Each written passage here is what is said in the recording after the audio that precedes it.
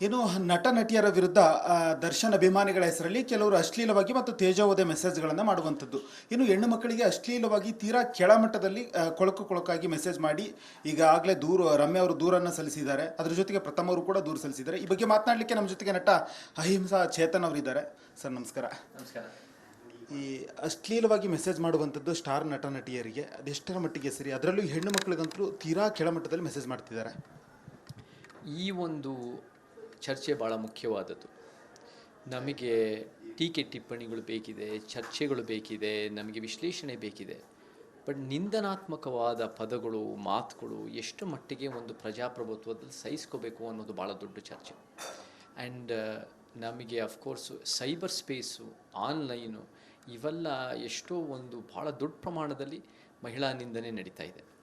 And ಈ ಮೆಸಾಜಿನಿಸ್ಟಿಕ್ content ಇದೆ. And of course Ramya ಅವರು ಅದನ್ನು ಗಟ್ಟಿಯಾಗಿ ಅವರು ಹೋರಾಟ ಮಾಡ್ತಾ ಇದ್ದಾರೆ. ಮತ್ತು ಅದು ಎಲ್ಲ ದರ್ಶನ್ ಅಭಿಮಾನಿಗಳು ಅಂತ ನಾವು ಸ್ವೀಪಿಂಗ್ ಜನರಲೈಸೇಷನ್ ಮಾಡೋಕ್ಕಾಗಲ್ಲ. ಕೆಲವು ವ್ಯಕ್ತಿಗಳು ದರ್ಶನ್ ಅಭಿಮಾನಿ ಅಂತ ಹೇಳ್ಕೊಳ್ಳೋರು ಅವರು ಈ ರೀತಿ ಕೆಲಸ ಮಾಡ್ತಾ ಇದ್ದಾರೆ. ಅವರು ನಿಜವಾಗ್ಲೂ ಇದನ್ನು ಮಾಡ್ತಿರೋದು ಯಾರಿಗೇ ಮಾಡಿದ್ರು ಇದು ಎಷ್ಟು ಮಟ್ಟಿಗೆ ಸರ್ಕಾರ ಅಥವಾ ದ ಸೊಸೈಟಿ ಅದನ್ನು ಹೇಗೆ ನಾವು ಕಡಿವಾಣ ಹಾಕಬೇಕು ಅಥವಾ ಹಾಕ್ಬೋದಾ, ಅಥವಾ ಹಾಕಬೇಕು ಅಂದ್ರೂ ಕೂಡ ಎಷ್ಟು ಮಟ್ಟಿಗೆ ಹಾಕೋದು, ಹೇಗೆ ಮಾಡೋದು.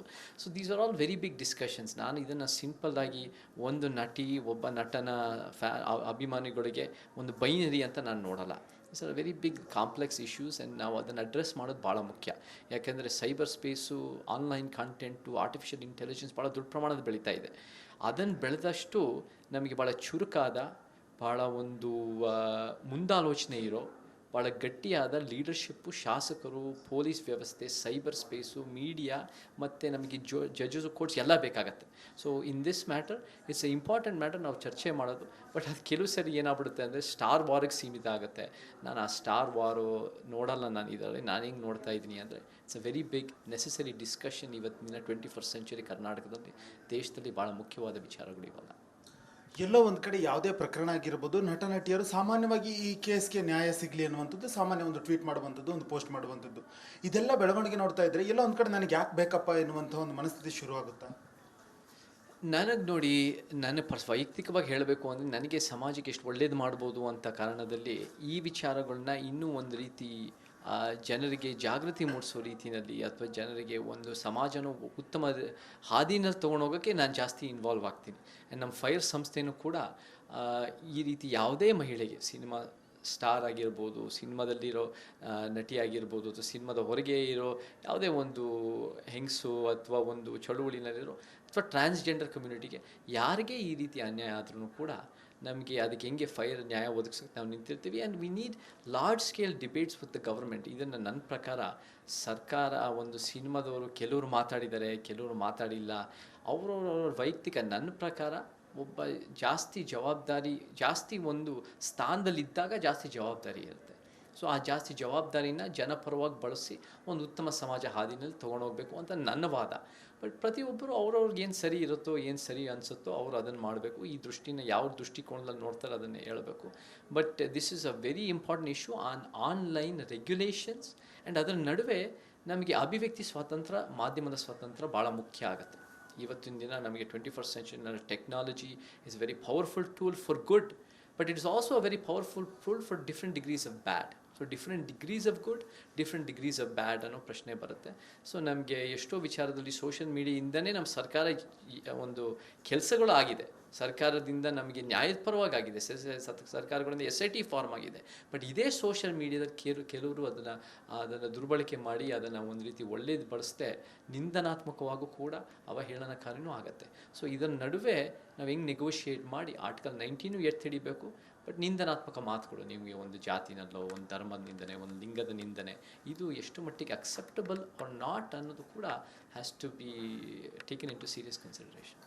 ಇದೆಲ್ಲ ಬೆಳವಣಿಗೆ ನೋಡ್ತಾ ಇದ್ರೆ ಎಲ್ಲೋ ಒಂದು ಕಡೆ ದರ್ಶನ್ ಅವರ ಅಭಿಮಾನಿಗಳ ಹೆಸರಲ್ಲಿ ಕೆಲವರು ಎಲ್ಲೋ ಹಿಂದೆ ಕೂತು ತೇಜೋವಧೆ, ಅಶ್ಲೀಲ ಪದ ಬಳಕೆಯನ್ನು ಮಾಡ್ತಕ್ಕಂಥದ್ದು ಸೋಷಿಯಲ್ ಮೀಡಿಯಾದಲ್ಲಿ. ಯಾಕೆ ಇದೆಲ್ಲ ಗಮನಿಸ್ತಾ ಇದ್ರೆ ದರ್ಶನ್ ಅವರು ನಿಜಕ್ಕೂ ದರ್ಶನ್ ಅವರ ಅಭಿಮಾನಿಗಳೇ ಈ ರೀತಿ ಮಾಡ್ತಾ ಇದ್ರೆ ದರ್ಶನ್ ಅವರು ಯಾಕೆ ಬುದ್ಧಿಮಾತು ಹೇಳಬಾರ್ದು ಅಂತ? ಈ ವಿಚಾರದಲ್ಲಿ ದರ್ಶನ್ ಅವ್ರು ಮಾತಾಡಬೇಕು ಖಂಡಿತ. ದರ್ಶನ್ ಅವರಾಗಿರ್ಬೋದು, ಸಿನಿಮಾ ರಂಗದಲ್ಲಿ ಯಾರೇ ಇರ್ಬೋದು, ಫಿಲ್ಮ್ ಚೇಂಬರು ಮಾತಾಡಬೇಕು, ಪ್ರೊಡ್ಯೂಸರ್ಸ್ ಆರ್ಟಿಸ್ಟ್ ಅಸೋಸಿಯೇಷನ್ ಒಕ್ಕೂಟ, ನಾವು ಫೈರು ಮಾತಾಡ್ತಾ ಇದ್ವಿ, ಎಲ್ಲರೂ ಕೂಡ we must take a informed and socially beneficial, ಸಮಾಜಕ್ಕೆ ಒಳ್ಳೇದಾಗೋ ರೀತಿ ನಾವು ನಿರ್ಧಾರ ಮಾಡಬೇಕು. ಬಟ್ ದರ್ಶನ್ ಅವ್ರು ಯಾಕೆ ಮಾತಾಡ್ತಾ ಇಲ್ಲ ನನಗೂ ಗೊತ್ತಿಲ್ಲ. ನಿಜ ಹೇಳಬೇಕು ಅಂದರೆ ಅವರು ಒಂದು ಯಾರು ಅವರ ಅಭಿಮಾನಿಗಳ ಹೆಸರಲ್ಲಿ ಈ ರೀತಿ ಮಾಡ್ತಾರೋ ಅವರಿಗೆ ಒಳ್ಳೆ ರೀತಿ ಗೈಡ್ ಮಾಡೋದು ಆಗಬೇಕು, ಮತ್ತು ಅವರು ನುಡಿದಂತೆ ನಡೆಯೋರಾಗಬೇಕು. ನಾವೆಲ್ಲರೂ ಕೂಡ ಹಾಗಾಗಬೇಕು, ನುಡಿದಂತೆ ನಡೆಯೋರು. ಸೊ ಆ ನಿಟ್ಟಿನಲ್ಲಿ ಜಾಸ್ತಿ ಮಾತಾಡಬೇಕು ಅಂತ ನನ್ನ ವಾದ. ಎಷ್ಟೋ ಸರಿ ಏನು ಹೇಳ್ತಾರೆ ಸಮಾಜದಲ್ಲಿ, ಭಾಳ ವರ್ಷದ ಹಿಂದೆ ಹೇಳ್ತಾಯಿದ್ರು, ಸಿನಿಮಾ ನಟರು ಯಾಕೆ ಮಾತಾಡ್ತಾ ಇದ್ದಾರೆ, ನಿಮ್ಮ ಬರೀ ಸಿನಿಮಾ ಮಾಡ್ಕೊಂಡಿರಿ ಅಂತ ಹೇಳೋರು. ನನ್ನ ಪ್ರಕಾರ ಸಿನಿಮಾ ನಟರು, ನಟಿಯರು, ಮತ್ತು ನಿರ್ದೇಶಕರು, ನಿರ್ಮಾಪಕರು, ಕಾರ್ಮಿಕರು ಎಲ್ಲರೂ ಕೂಡ ಜಾಸ್ತಿ ಮಾತಾಡಬೇಕು, ಜಾಸ್ತಿ ಹೇಳಬೇಕು, ಜಾಸ್ತಿ ಒಂದು ರೀತಿ ಸಮಾಜ ಪರವಾಗಿ ಅವರು ವಾದ ಮಾಡಬೇಕು. ಯಾಕಂದರೆ ನಾವು ಅವ್ರ ಸ್ಕ್ರೀನಲ್ಲಿ ನೋಡಿರ್ತೀವಿ, ಬಟ್ ಅವ್ರ ತಲೆಯಲ್ಲಿ ಏನಿದೆ, ಅವ್ರ ವ್ಯಕ್ತಿತ್ವ ಏನಿದೆ ಅಂತ ಗೊತ್ತಾಗಬೇಕು ಅಂದರೆ ಅವ್ರು ಮಾತಾಡ್ದಾಗಲೇ. ಸೊ ಎಲ್ಲೋ ಒಂದು ಕಡೆ ಅವ್ರ ಮಾತಿಂದ ನಮಗೆ ಎಷ್ಟು degrees of goodness and degrees of problemness ಅನ್ನೋದು ಕೂಡ ನಮಗೆ ಗೊತ್ತಾಗುತ್ತೆ. ಸೊ ಆ ನಿಟ್ಟಿನಲ್ಲಿ ಜಾಸ್ತಿ ಮಾತಾಡಿ, ಇನ್ನು ಎಲ್ಲ ನಟ ನಟಿಯರು ಯಾರಿಗೆ ಒಂದು ರೀತಿ ಜನರ ಮನಸ್ಸನ್ನು ಪ್ರಭಾವ ಮಾಡೋ ಒಂದು ರೀತಿ ಶಕ್ತಿ ಇರುತ್ತೋ ಅವರೆಲ್ಲರೂ ಕೂಡ ಮಾತಾಡಬೇಕು. ಆ್ಯಂಡ್ ಅವರು ಕೂಡ ಉತ್ತಮ ಸಮಾಜದ ಹಾದಿಯಲ್ಲಿ ಮಾತಾಡಬೇಕು. ಅವರ ಮೂಗು ನೇರದ್ದು ಮಾತಾಡಲ್ಲ, ಯಾವುದು ಒಂದು ಸಮಾಜದ ಒಳಿತಿಗಾಗಿ ಯಾವುದಿರುತ್ತೋ ಅದನ್ನು ಮಾತಾಡಿದಷ್ಟು ಒಳ್ಳೆಯದು. ಸೊ ಖಂಡಿತ ಇವರು, ನನಗೂ ಕೂಡ ಭಾಳ ಜನ ಇದನ್ನು ಸ್ವೀಪಿಂಗ್ ಜನರಲೈಸೇಷನ್ ನಾವು ಮಾಡಿದೆ, ದರ್ಶನ್ ಅವರ ಅಂಥ ಅಭಿಮಾನಿಗಳು ಭಾಳ ಜನ ಅಂತ ಯಾರು ಹೇಳ್ಕೊತಾರೆ ಅವರು ಬೇರೆ ಬೇರೆ ತರ್ತರಾವರಿ ಆಗಿರ್ತಾರೆ. ಆಲೋಚನೆಗಳು, ಸಿದ್ಧಾಂತಗಳು ಎಲ್ಲರೂ ಒಂದೇ ಥರ ಇರಲ್ಲ. ಇವಾಗ ಒಂದು ಜಾತಿನವ್ರು ಒಂದೇ ಥರ ಇರಲ್ಲ, ಒಂದು ಧರ್ಮದವ್ರು ಒಂದೇ ಥರ ಇರಲ್ಲ, ಒಂದು ಸಿನಿಮಾ ನಟನ ಇಷ್ಟಪಡೋರು ಒಂದೇ ಥರ ಇರಲ್ಲ, ಎಲ್ಲರೂ ಬೇರೆ ಬೇರೆ ಥರ ಇರ್ತಾರೆ. ಸೊ ಅದರಲ್ಲೂ ಕೂಡ ಭಾಳ ಜನ ಯಾಕಪ್ಪ ಈ ರೀತಿ ನೀವು ಇಷ್ಟೊಂದೆಲ್ಲ ಈ ಥರ ಅವಹೇಳನ ಪೋಸ್ಟ್ ಹಾಕ್ತಿದ್ದಾರೆ ಅಂತ ನಮಗೆ ಭಾಳ ಜನ ಇಂದ ಅವರು ಕೂಡ ದರ್ಶನ್ ಅಭಿಮಾನಿಗಳು ಅಂತ ಹೇಳ್ಕೊಳ್ಳೋರು ಇಂದನೂ ಕೂಡ ಈ ಒಂದು ಕೆಲವು ದರ್ಶನ್ ಅಭಿಮಾನಿ ಹೇಳ್ಕೊಂಡು ನಿಜವಾಗ್ಲೂ ಕೆಟ್ಟ ಹೆಸರು ತರ್ತಿರೋರಿಗೆ ಬುದ್ಧಿವಾದ ಹೇಳಿರೋರು ಇದ್ದಾರೆ. ಸೊ ಈ ಡೈವರ್ಸ್ ಸೊಸೈಟಿನಲ್ಲಿ ಡೈವರ್ಸ್ ವಾಯ್ಸ್ಗಳು ಬೇಕು. ಬಟ್ ನಾವೆಲ್ಲರೂ ಕೂಡ ಒಂದು ಸಮಾಜ ಒಂದು ದಾರಿನಲ್ಲಿ ಹಾದಿನಲ್ಲಿ ನಾವೆಲ್ಲ ನಡೀತಾ ಬರಬೇಕು. ಸಂವಿಧಾನ ಎತ್ತಿ ಹಿಡಿಯೋದು ಭಾಳ ಮುಖ್ಯ. ಸರಿ, ರೇಣುಕಾ ಸ್ವಾಮಿ ಕೊಲೆ ಕೇಸ್ನಲ್ಲಿ ದರ್ಶನ್ ಅವ್ರು ನಡ್ಕೊಂಡಿದ್ದಂಥ ರೀತಿ ಇದೆಯಲ್ಲ, ಆ ನಡ್ಕೊಂಡಾಗ ಕೆಲವರು ಅಭಿಮಾನಿಗಳು ಹೇಳ್ತಾ ಇದ್ರು, ಯಾವುದೇ ಹೆಣ್ಮಕ್ಳಿಗೆ ಮೆಸೇಜ್ ಮಾಡಿಬಿಟ್ರೆ ಸುಮ್ಮನೆ ಇರ್ತೀವ, ನಮ್ಮನೆ ಹೆಣ್ಮಕ್ಳಿಗೆ ಮೆಸೇಜ್ ಮಾಡಿದ್ರೆ ಸುಮ್ಮನೆ ಇರ್ತೀವ ಅಂತ. ಆದರೆ ಈಗ ಅದೇ ದರ್ಶನ್ ಅವರ ಅಭಿಮಾನಿಗಳ ಹೆಸರಲ್ಲಿ ಈ ರೀತಿ ತೇಜೋವಧೆ ಮಾಡ್ತಿದ್ದಾರಲ್ಲ, ಇದು ಎಷ್ಟರ ಮಟ್ಟಿಗೆ ಸರಿ ಅನ್ನುವಂಥದ್ದು? ಇಟ್ಸ್ ಇಂಪಾರ್ಟೆಂಟ್ ಕ್ವೆಶ್ಚನ್, ಬಟ್ ಇದನ್ನು ನಾನು ಜನರಲೈಸ್ ಮಾಡೋಕ್ಕಾಗಲ್ಲ. ಇವಾಗ ರೇಣುಕಾ ಸ್ವಾಮಿ ಅವರ ಸೋಷಿಯಲ್ ಮೀಡಿಯಾದಲ್ಲಿ ಅವರು ಎಷ್ಟು ವರ್ಸ್ಟಾಗಿ ಮೆಸೇಜ್ ಮಾಡಿದ್ರು ನಾವು ನೋಡಿದ್ದೀವಿ.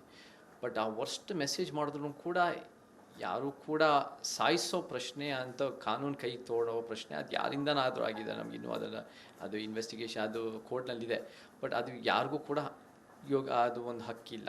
So government must be involved in society, must be involved in regulating. ಆಮೇಲೆ ಈ ವಿಚಾರದಲ್ಲೂ ಕೂಡ ಎಲ್ಲ ಒಂದು ದರ್ಶನಿನ ಅಭಿಮಾನಿಗಳು ಸೇರ್ಕೊಂಡು ಇದು ಮಾಡ್ತಾ ಇದ್ದಾರೆ ಅಂತ ನಾವು ಜನರಲೈಸ್ ಮಾಡೋಕ್ಕಾಗಲ್ಲ. ಸೊ ಈ ಕೆಲವು ವ್ಯಕ್ತಿಗಳು ಯಾರು ಮಾಡ್ತಾ ಇದ್ದಾರೆ, ಯಾರು ಒಂದು ರೀತಿ ನಿಂದನಾತ್ಮಕ ಮಾತಾಡ್ತಾ ಇದ್ದಾರೆ, ಅವರಿಗೆ ಒಂದು ಬುದ್ಧಿವಾದ ಆಗಬೇಕು, ಅವರಿಗೆ ಒಂದು ರೀತಿ ಕಾನೂನಿನ ಕ್ರಮ ಆಗಬೇಕು ಅಂದ್ರೂ ಆಗಬೇಕು. ಬಟ್ ಅದ್ರ ಜೊತೆ on a larger long term structural level ಇದನ್ನು ಹೆಂಗೆ ಸರಿಪಡಿಸ್ಬೇಕು, ಇದನ್ನು ಮುಂದೆ ನಿಂದನಾತ್ಮಕ ಮಾತು. ಯಾಕಂದರೆ ರಮ್ಯಾ ಅವ್ರಿಗೂ ಒಂದು ಧೈರ್ಯ ಇದೆ, ಅವರು ಕೂಡ ಮೀಡಿಯಾ ಪ್ರೆಸೆನ್ಸ್ ಇದೆ, ಅವರು ಭಾಳ ಹೆಸರುವಾಸಿ ನಟಿನೂ ಆಗಿದ್ದಾರೆ, ಅವರು ಕೂಡ ನಿಂತ್ಕೊಳ್ತಾರೆ, ಅವರು ಒಂದು ಗಟ್ಟಿಯಾಗಿ ನಿಂತ್ಕೊಂಡ್ರು. ಬಟ್ ಇವಾಗ ಎಷ್ಟೋ ಬಹುಶಃ ನಮ್ಮ ಫೈನಲ್ ಪ್ರತಿ ಮಹಿಳೆಗೂ ಇದಾಗಿದೆ, ಆ್ಯಂಕರ್ ಅವ್ರಿಗೂ ಆಗಿರುತ್ತೆ. ಎಲ್ಲ ಮಹಿಳೆಯರು ಬೇರೆ ಬೇರೆ ಹಂತಕ್ಕೆ ಇದನ್ನು ಅನುಭವಿಸಿರ್ತಾರೆ, ಈ ರೀತಿ ನಿಂದರೆ ಟ್ರಾನ್ಸ್ಜೆಂಡರು ಅನುಭವಿಸಿರ್ತಾರೆ. ಸೊ ಅದನ್ನು ಹೇಗೆ ಒಂದು ಇನ್ಸ್ಟಿಟ್ಯೂಷನ್ ಆಗಿ ಇದನ್ನು ಅಡ್ರೆಸ್ ಮಾಡಬೇಕು ಅನ್ನೋದು ದೊಡ್ಡ ಪ್ರಶ್ನೆಗಳು. ಆ್ಯಂಡ್ ನಾವು ಕೂಡ ಹೋಮ್ ಮಿನಿಸ್ಟ್ರಿ ಬರೀ ಈ 43 ಕೇಸಿಗೆ ಸೀಮಿತ ಮಾಡೋದಲ್ಲ. ವಿಮೆನ್ ಕಮಿಷನು ಈ 43 ಕೇಸ್ಗಳು ನೋಡಿಕೊಂಡು ಅವರು ಒಂದು ಸಾರಿ ಕೇಳಿಬಿಟ್ರೆ ಅಥವಾ ಅವ್ರ ಮೇಲೆ ಕೇಸ್ ಹಾಕ್ಬಿಟ್ರೆ FIR ಮಾತ್ರ ಅದನ್ನು ಅಳಿಸೋಗೋದಲ್ಲ. There has to be a longer kind of discussion, dialogue. ಮತ್ತು ಸೈಬರ್ ಸ್ಪೇಸ್ನಲ್ಲಿ ಯಾವ್ಯಾವ ಥರ ರೆಗ್ಯುಲೇಷನ್ಸ್ ಇದೆ, ಯಾವ್ಯಾವ ಥರ appropriate and not appropriate words, ಅದು ಕೂಡ ಡಿಸ್ಕಷನ್ ಆಗಬೇಕು. ಬಿಕಾಸ್ ಸೈಬರ್ ಸ್ಪೇಸ್ ಭಾಳ ಬೇಗ ಬೆಳೀತಾ ಇದೆ, ಭಾಳ ದೊಡ್ಡ ಪ್ರಮಾಣದಲ್ಲಿ ಯಾವ್ದು ಸತ್ಯ, ಯಾವ್ದು ಸುಳ್ಳು, ಯಾವ್ದು degrees of truth and degrees of lies ನಮಗೆ ಅರ್ಥ ಆಗ್ತಾ ಇಲ್ಲ. ಸೊ ಇಟ್ಸ್ ಅ ವೆರಿ ಅಂಥ ಒಂದು ಮುಂದಾಲೋಚನೆ ಇರೋ ಸರ್ಕಾರಗಳು ನಮಗೆ ಬೇಕಿದೆ. ಬಟ್ ನಾವು ಇದನ್ನು ಯಾರೇ ಮಾಡಿದ್ರು, ಅದು ನಾವು ಒಂದು ವ್ಯಕ್ತಿಯ ಅಭಿಮಾನಿಗಳು ಅಂತ ಏನು ಹೇಳ್ತಾರೆ ಇಷ್ಟಕ್ಕೆ ಸೀಮಿತ ಅಲ್ಲ. Anybody who does these kind of actions, ಅದು ಒಂದು ಜಾಗೃತಿ. ಮತ್ತು ಓವರಾಲ್ ನಮಗೆ ಸರ್ಕಾರದಲ್ಲೂ, ನಮಗೆ ಎಜುಕೇಷನ್ ಸಿಸ್ಟಮ್ನಲ್ಲೂ ಕೂಡ ನಮಗೆ ಬೇರೆ ಬೇರೆ ಥರ ಕ್ಲಾಸಸ್ಗಳು, ಲಿಂಗ ಸಮಾನತೆಯ ಪಾಠಗಳಾಗಿರ್ಬೋದು, ಜಾಗೃತಿ, ಜೆಂಡರ್ ಬಗ್ಗೆ, ಲಿಂಗ ಸಮಾನತೆ ಬಗ್ಗೆ, ಲಿಂಗ ಒಂದು ಹಕ್ಕುಗಳ ಬಗ್ಗೆ ಓವರಾಲ್ ಅವೇರ್ನೆಸ್ ಬರೋದು ಕೂಡ ಭಾಳ ಮುಖ್ಯ ಇದೆ. So this is a larger issues. ನೀವು ಇವತ್ತಿನ ದಿನ ಇಶ್ಯೂಗಳು ನೋಡಿದ್ರೆ ಈ ಒಂದು ಆನ್ಲೈನು ಕಾಂಟೆಂಟ್ ಬಗ್ಗೆ ಆಗಿರ್ಬೋದು, ನಮಗೆ ಇವತ್ತಿನ ದಿನದ್ದು ತೀರ್ಪುಗಳು ಬರ್ತಿರೋದಾಗಿರ್ಬೋದು, ನಮಗೆ ಇದು ಕೂಡ ನಾನು ಧರ್ಮಸ್ಥಳ ವಿಚಾರನೂ ಮಾತಾಡಿದ್ದೀನಿ. ಇದಕ್ಕೂ ಕೂಡ ಎಲ್ಲದಕ್ಕೂ ಒಂದು ಹೆಣ್ಮಕ್ಳು ಅವರ ಹಕ್ಕುಗಳು, ಅವರ ಮೇಲೆ ದೌರ್ಜನ್ಯ ನಡೆಯೋದು, ವರ್ಬಲಿ, ಫಿಸಿಕಲಿ, ಇದೆಲ್ಲ ಕೂಡ ನಮಗೆ ದೊಡ್ಡ ಮಟ್ಟದ ಚರ್ಚೆ. Gender issues are big issues. So ಇದನ್ನು ಅಡ್ರೆಸ್ ಮಾಡೋಕ್ಕೆ ಮನಸ್ಥಿತಿ ಇರೋ ಲೀಡರ್ಶಿಪ್ ನಮಗೆ ಬೇಕಾಗುತ್ತೆ. ಲೀಡರ್ಶಿಪ್ ಬೇಕಾಗುತ್ತೆ, ನಿಜ. ನೀವು ಹೇಳ್ದಂಗೆ ಎಲ್ಲ ಒಂದು ಕಡೆ ಇದೆಲ್ಲ ನೋಡ್ತಾ ಇದ್ದರೆ ಈ ಬೆಳವಣಿಗೆಗಳನ್ನು ಚಿತ್ರರಂಗದಲ್ಲಿ ಒಗ್ಗಟ್ಟಿಲ್ವಾ ಅಂತ. ಯಾಕಂದರೆ ನನ್ನ ಪ್ರಶ್ನೆ ಯಾಕಂತ ಹೇಳಿದ್ರೆ, ಕೆಲವು ನಟರು ಮಾತ್ರ ಈ ಬೆಳವಣಿಗೆ ಬಗ್ಗೆ ರಮ್ಯಾ ಪರವಾಗಿರ್ಬೋದು, ನೀವಾಗಿರ್ಬೋದು ಮಾತನಾಡ್ತಿರೋ ಧ್ವನಿತಿದ್ದಾರೆ. ಕೆಲವು ಸ್ಟಾರ್ ನಟರೆಲ್ಲ ನಮ್ಗೆ ಯಾಕೆ ಬೇಕು ಅಂತೇಳಿ ಇದುವರೆಗೂ ಕೂಡ ಮೌನ ವಹಿಸಿದ್ದಾರೆ. ಎಷ್ಟರ ಮಟ್ಟಿಗೆ ಸರಿ ಸರ್ ಇದು? ನಮಗೆ ಚಿತ್ರರಂಗದಲ್ಲಿ ಒಗ್ಗಟ್ಟಿಲ್ಲ ಅನ್ನೋಕ್ಕಿಂತ ಏನಾಗುತ್ತೆ ಅಂದರೆ, ಸಿನಿಮಾ ರಂಗ ಅದು ಹೆಂಗೆ ಸ್ಟ್ರಕ್ಚರ್ ಆಗಿದೆ ಅಂದರೆ, ಅದರಲ್ಲಿ ನೀವು ಓವರ್ ಆರ್ಚಿಂಗ್ ಒಂದು ಐಡಿಯಾಲಜಿಕಲ್ ಬೇಸ್ ಮೇಲೆ ಎಲ್ಲರೂ ಒಗ್ಗಟ್ಟಾಗಿರೋರಲ್ಲ. ಎಲ್ಲರೂ ಅವ್ರವ್ರ ಕೆಲಸ ಮಾಡಿಕೊಂಡು ಒಂದೊಂದು ಸಿನಿಮಾದಲ್ಲಿ ಒಗ್ಗಟ್ಟಿರ್ಬೋದು, ಒಂದೊಂದು ಟೀಮ್ಗಳಲ್ಲಿ ಒಗ್ಗಟ್ಟಿರ್ಬೋದು, ಅಥವಾ ಇಶ್ಯೂ ಮೇಲೆ ಜನ ಯುನೈಟ್ ಆಗ್ಬೋದು. ಬಟ್ ಓವರ್ ಆರ್ಚಿಂಗಾಗಿ ಸಿನಿಮಾ ರಂಗ ಒಂದೇ ರೀತಿ ಯೋಚನೆ ಮಾಡಬೇಕು ಅಂತ ನಾವು ನಿರೀಕ್ಷೆ ಮಾಡೋದು ಸರಿ ಆಗಲ್ಲ. ಅದು ಯಾಕಂದರೆ ಎಲ್ಲರೂ ಒಂದೇ ಸಿದ್ಧಾಂತದವರಲ್ಲ, ಅಥವಾ ಎಲ್ಲರದ್ದು ಒಂದೇ ಸಿನಿಮಾ ಕೆಲಸ ಮಾಡ್ತಾ ಇಲ್ಲ, ಅಥವಾ ಒಂದೇ ಒಂದು ರೀತಿ ಸಮಾಜದ ದೃಷ್ಟಿಕೋನ ಒಂದೇ ರೀತಿ ಇರಲ್ಲ. ಬಟ್ ಅನೇಕರು ಇವತ್ತಿನ ದಿನ ಈ ವಿಚಾರದಲ್ಲಿ ಧ್ವನಿ ಎತ್ತಾ ಇದ್ದಾರೆ, ಮಾತಾಡ್ತಾ ಇದ್ದಾರೆ. ಆ್ಯಂಡ್ ಅದು ಕೂಡ ಅವರು ಕೂಡ ನಾವೆಲ್ಲರೂ ಕೂಡ ಒಂದು ವಿಕಾಸದ ಪ್ರಕ್ರಿಯೆಯಲ್ಲಿದ್ದೀವಿ. ಸೊ ಸಮಾಜನೂ ಕೂಡ ಆ ಒಂದು ವಿಕಾಸದ ಪ್ರಕ್ರಿಯೆ ಹಾದಿನಲ್ಲಿ ನಾವು ಹೋಗ್ತಾ ಬರಬೇಕು. And it is all our responsibility. ಮುಖ್ಯವಾಗಿ ನಾನು ಅವಲೇ ಹೇಳಿದೆ, ಯಾರಲ್ಲಿ ಜಾಸ್ತಿ ಒಂದು ಇನ್ಫ್ಲೂಯೆನ್ಸ್ ಮಾಡೋ ಒಂದು ಪವರ್ ಇರುತ್ತೋ ಸಮಾಜದಲ್ಲಿ, ಯಾರಲ್ಲಿ ಜಾಸ್ತಿ ಒಂದು ಜನ ಮಾತು ಕೇಳ್ತಾರೋ, ಯಾರು ಜಾಸ್ತಿ ನಮಗೆ ಮೀಡಿಯಾ ಬಂದು ನನಗೆ ಮೈಕ್ ಹಿಡಿತಾರೋ, ಅಂಥವರಿಂದ ಜಾಸ್ತಿ ನಿರೀಕ್ಷೆ ಇರುತ್ತೆ, ಜಾಸ್ತಿ ಜವಾಬ್ದಾರಿ ಇರುತ್ತೆ. ಅಂಥವ್ರು ಜಾಸ್ತಿ ಮಾತಾಡಿ ನುಡಿದಂತೆ ನಡೆದು ಒಂದು ಉತ್ತಮ ಸಮಾಜದ ಹಾದಿಯಲ್ಲಿ ನಡಿಬೇಕು. ಬಟ್ ಇಟ್ಸ್ ನಾಟ್ ನಮಗೆ ಇವಾಗ ನೀವು ಮೀಡಿಯಾದವ್ರು ಬಂದು ನಮಗೆ ಫಿಲ್ಮ್ ಇಂಡಸ್ಟ್ರಿನವ್ರನ್ನ ಅನೇಕರನ್ನ ಪ್ರಶ್ನೆ ಮಾಡ್ತಾ ಇದ್ದೀರಾ. ಇವಾಗ ಏನಾಗಿದೆ, ಅದು ಒಳ್ಳೆ ಬೆಳವಣಿಗೆ. ನೀವು ಮಾತಾಡಿದ್ರು ಏನು ಮಾತಾಡ್ತೀರಾ ಅಂತ ಗಮನಿಸ್ತಾರೆ ಜನ. ನೀವು ಮಾತಾಡದೇ ಇದ್ರೂ ಯಾಕೆ ನೀವು ಮಾತಾಡ್ತಿಲ್ಲ ಅಂತಲೂ ಪ್ರಶ್ನೆ ಮಾಡ್ತಾರೆ ಜನ. ಅದು ನಮಗೆ ಭಾಳ ಒಳ್ಳೆ ಬೆಳವಣಿಗೆ. ಅದು ನಮಗೆ ಬೇಕಿದೆ. ನಮಗೆ ಸ್ಟಾರ್ ಕಲ್ಚರ್ ಅನ್ನೋರು ಯಾರೂ ಕೂಡ ಶ್ರೇಷ್ಠ ಅಲ್ಲ, ಯಾರೂ ಕೂಡ ಕನಿಷ್ಠ ಅಲ್ಲ. ಆ ನಿಟ್ಟಿನಲ್ಲಿ ಎಲ್ಲರೂ ಕೂಡ ನಮಗೆ ಸರಿ ಸಮಾನತೆ ಅನ್ನೋ ರೀತಿ ನಾವು ಕೆಲಸ ಮಾಡ್ತಾ ಬರಬೇಕು. ಸರ್, ಎಲ್ಲೋ ಒಂದು ಕಡೆ ಇದನ್ನು ದರ್ಶನ್ ಅಭಿಮಾನಿಗಳೇ ಮಾಡ್ತಾ ಇದ್ದಾರೆ, ದರ್ಶನ್ ಅವರ ಅಭಿಮಾನಿಗಳೇ ಇದನ್ನೆಲ್ಲ ಮಾಡ್ತಾ ಇದ್ರೆ, ಯಾಕೆ ದರ್ಶನ್ ಅವ್ರು ಕಂಡ್ರೆ ಭಯನ ಫಿಲ್ಮ್ ಚೇಂಬರ್ಗಾಗಿರ್ಬೋದು ಅಥವಾ ಸ್ಟಾರ್ ನಟರಿಗಾಗಿರ್ಬೋದು, ಯಾಕೆ ಮುಂದೆ ನಿಂತು ಹೇಳಬಾರ್ದು ಬುದ್ಧಿ ಮಾತನ್ನು ಅಂತದ್ದು? ನೀವು ಅವ್ರನ್ನ ಕೇಳಬೇಕು, ನೀವು ಅವ್ರನ್ನ ಪ್ರಶ್ನೆ ಮಾಡಬೇಕು. ಅವ್ರು ಯಾಕೆ ಮಾತಾಡ್ತಾ ಇಲ್ಲ, ಅವ್ರು ಯಾಕೆ ಈ ವಿಚಾರದಲ್ಲಿ ಧ್ವನಿ ಎತ್ತಾ ಇಲ್ಲ? ಪ್ರಜಾಪ್ರಭುತ್ವದಲ್ಲಿ ಎಲ್ಲರಿಗೂ ಎಲ್ಲ ವಿಚಾರನೂ ಮಾತಾಡೋಕ್ಕೆ ಹಕ್ಕು ಇದೆ. ಯಾವ ವಿಚಾರದಲ್ಲಿ ಮಾತಾಡೋಕ್ಕೆ ಇಷ್ಟ ಇಲ್ವೋ ಅಥವಾ ಯಾವ ವಿಚಾರದಲ್ಲಿ ಸುಮ್ಮನಿರೋಕ್ಕೂ ಅವ್ರ ಸ್ವಾತಂತ್ರ್ಯ ಇದೆ. ಸೊ ಆ ಫ್ರೀಡಮನ್ನು ಜನ ಎಕ್ಸಸೈಸ್ ಮಾಡ್ತಾರೆ. ಬಟ್ ಜನ ನಿರೀಕ್ಷೆ ಮಾಡ್ತಾರೆ.